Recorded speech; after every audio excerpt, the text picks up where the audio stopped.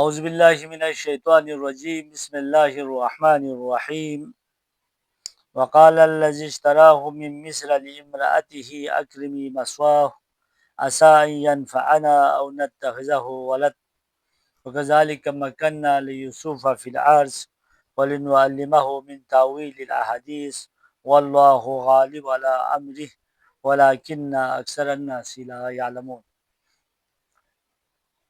درگاہ رب عزت میں حمد و ثنا محمد و آل محمد کی درگاہ اقدس میں درود و سلام کی تعریف کے بعد ہمارا سلام ہو یوسف نبی پر،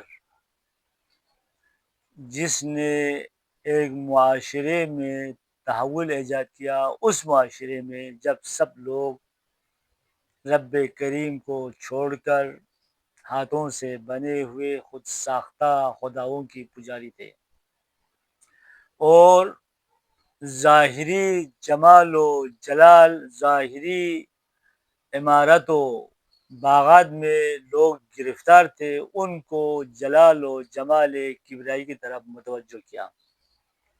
جو جمال ابھی تک جمال کی شکل میں تھے وہ تبدیل ہوئے جمال اصلی کی طرف، جو کمال کمال کی شکل میں تھے وہ تبدیل ہو گیا کمال اصلی کی طرف۔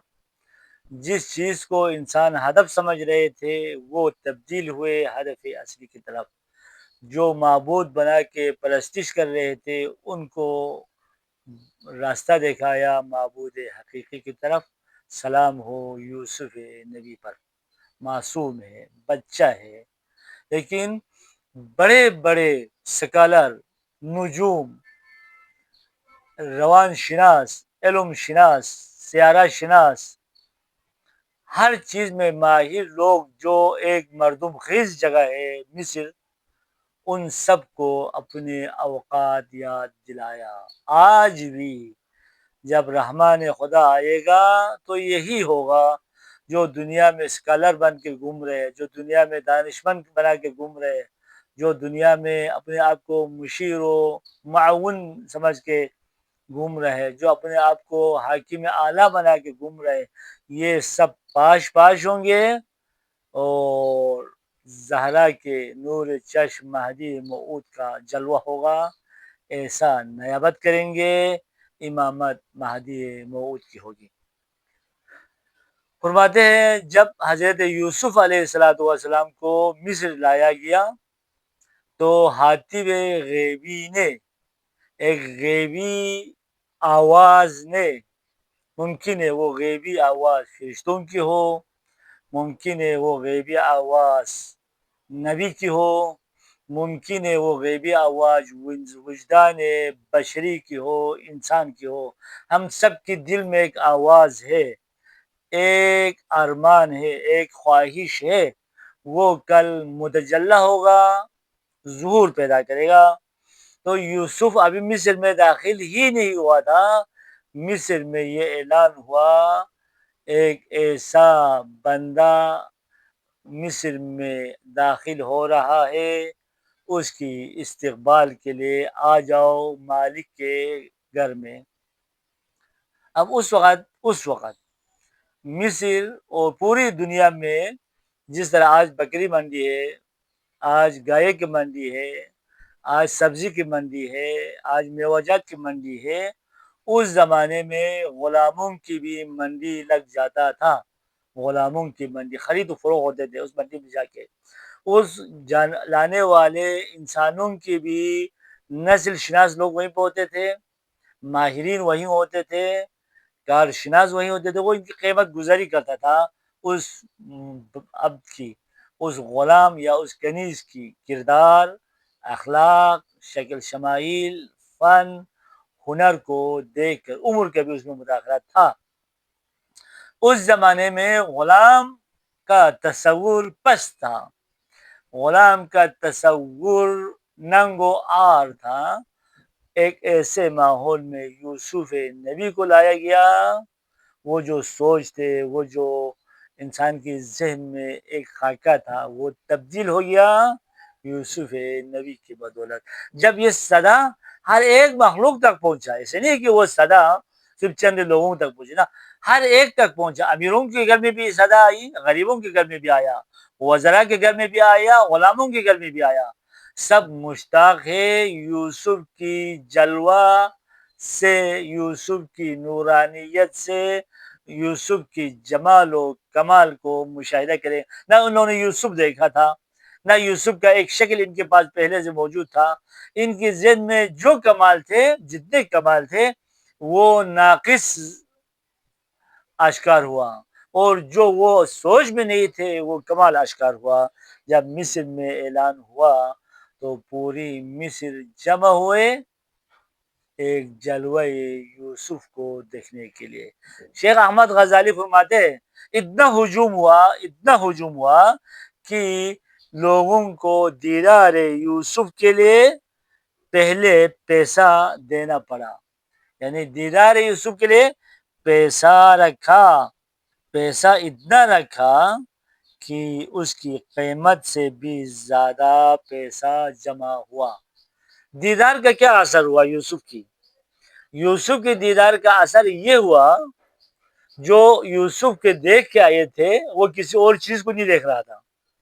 جو یوسف کی بات سن کے آئے تھے وہ کسی اور کی بات سننے کو تیار نہیں تھا. جو یوسف کی کردار کو دیکھ کے آئے تھے انہوں نے کھانا پینا چھوڑ دیا. عشق یوسف میں, محبت یوسف میں, کمال یوسف میں اتنا مہوے ہوئے, اپنی آپ کو بھلا دیا, اپنی اوقات بھول گئے, اپنی عہدہ بھول گئے, اپنے مقام و جاہ و جلالت بھول گئے. ایک اور دیدار کے لیے, دیدار یوسف کے لیے وہ سب تمنا کرتے رہے.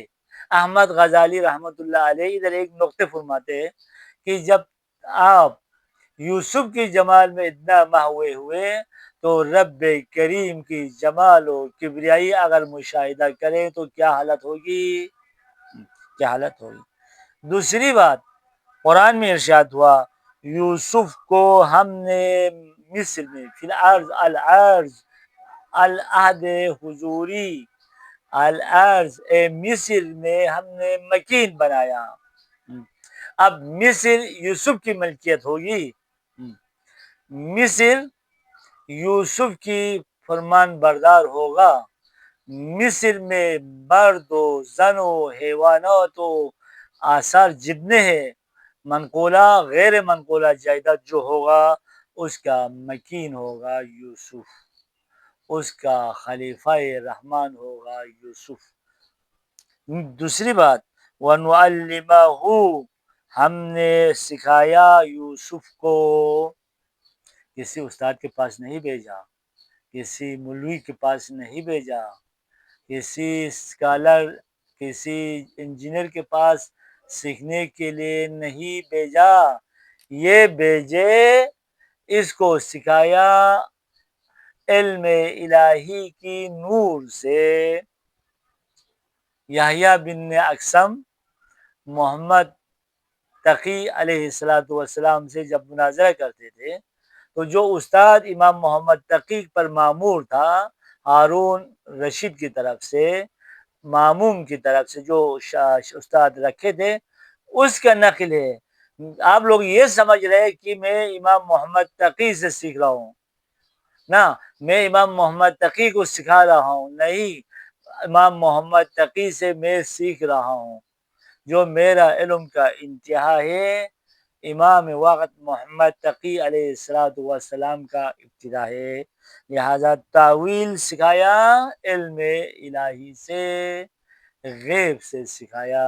اس علم میں نہ نقص ہے, نہ اس علم میں رجوع ہے, نہ اس علم میں جہالت ہے, نہ اس علم میں لا یعنی ہے, نہ اس علم میں مکس ہے حقیقت اور غیر حقیقت, بلکہ وہ علم مطابق بالواقع بھی ہے اور حقیقت بھی ہے. تو ایسے علم کو ہم نے سکھایا یوسف کو. واللہ غالب علی امرہ, اللہ کا جو امر ہوگا, ہر آمر کی امر الہی کے سامنے مغلوب ہوں گے.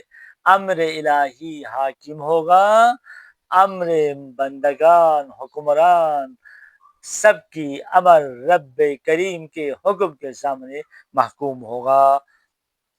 وَلَكِنَّ أَكْثَرَ النَّاسِ لَا يَعْلَمُونَ، لیکن لوگ اس حقیقت کو نہیں جانتے.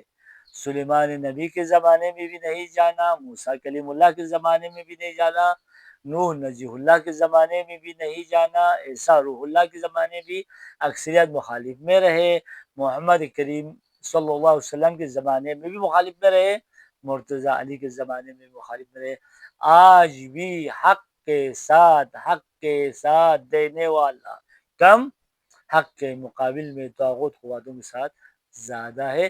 ایک منجی کی انتظار ہے یوسف جیسا ہو، اس منجی کا نام مہدی ہے، موعود ہے، فرزند زہرا ہے، اور امام حسن عسکری کا نور نظر ہے. اللہم صلی علی محمد و آل محمد.